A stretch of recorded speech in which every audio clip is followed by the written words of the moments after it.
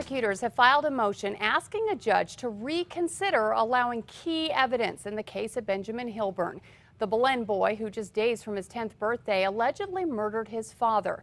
News 13's Kayla Ayers is live in the Newsplex with why prosecutors are fighting so hard for this evidence.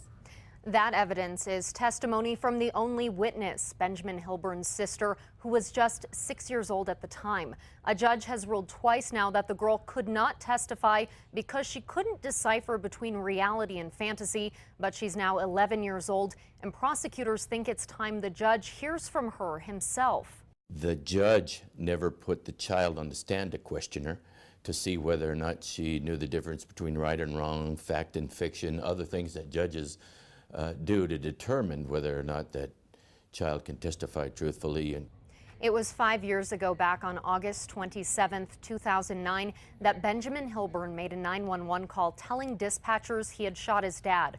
According to court documents, when officers arrived, Hilburn told them, quote, "I shot my dad in the head because he was punishing me." Hilburn's dad, Brian, was then found in the living room with a gunshot wound to the head. Hilburn's sister, Emily, crying, telling detectives, quote, she saw Ben with a weapon in his hand, then heard a shot and saw her father lying on the floor. But both Emily's testimony and that 911 call have been ruled inadmissible because of the children's age, a blow to the prosecution's case.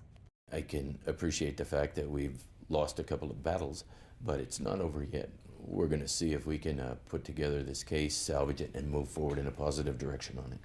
And you say salvage. How important is this ruling, this last motion, getting that girl on the stand or getting that 911 call in? Those are critical pieces of evidence that could tend to corroborate each other. Prosecutors can still appeal the dismissal of the 911 call to the state Supreme Court. Hilburn's attorneys are still calling for the charges to be dropped, saying prosecutors don't have a case. Kim, back to you. Okay, thanks, Kayla. Now, here are more facts about this case. Benjamin Hilburn is now living in Texas with his mother. He has never been locked up. That was initially because of his age. Because he is free and his attorneys have been part of the 5 years of court delays, Hilburn's right to a speedy trial is not in question.